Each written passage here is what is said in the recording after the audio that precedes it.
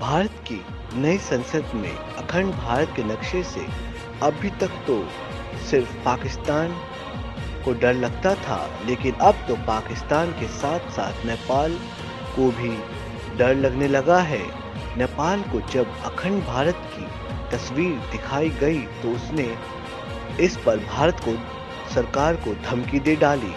अब बताइए, तो भारत ने सिर्फ अखंड भारत की तस्वीर ही दिखाई है, लेकिन भारत के पड़ोसी बेवजह घबरा रहे हैं। पाकिस्तान को तो घबराना चाहिए, पर पता नहीं नेपाल क्यों घबरा रही है। भारतीय संसद में अखंड भारत का नक्शा लगने से नेपाल में खलबली मच गई है। नेपाल के दो पूर्व प्रधानमंत्री भारत को धमका रहे हैं।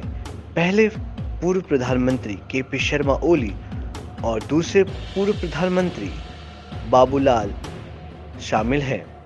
इन दोनों ने अखंड भारत के नक्शे का विरोध किया है और दोनों ही पूर्व प्रधानमंत्री ने भारत को चेतावनी दे दी है।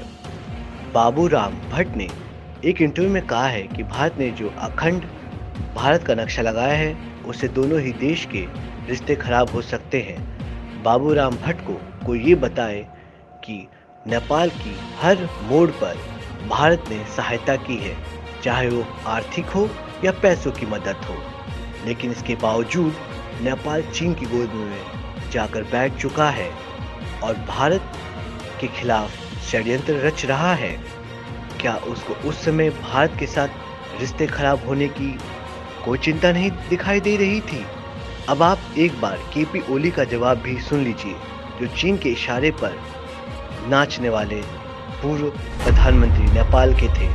उन्होंने मांग की है कि हमारे जो मौजूदा प्रधानमंत्री है वह लुम्बिनी और कपिलवस्तु को अखंड भारत के नक्शे से हटवाए और उसका विरोध करें।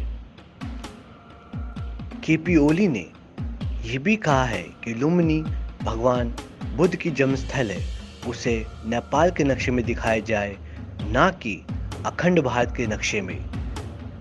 ओली ने अपने राज्य काल में नेपाल से एक नक्शा जारी किया था, जिसमें उन्होंने उत्तराखंड के 3 हिस्से किए थे और उसमें से 2 हिस्से नेपाल के दिखाए थे। मजे की बात तो यह है कि सारा बवाल तब खड़ा हुआ जब नेपाल के मौजूदा प्रधानमंत्री पुष्प कमल भारत आए हुए हैं।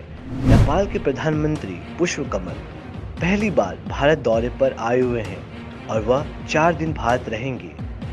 इस दौरान वो महाकाल मंदिर में जाकर दर्शन करेंगे और उसके बाद अपने दौरा खत्म होने पर वह चीन चले जाएंगे।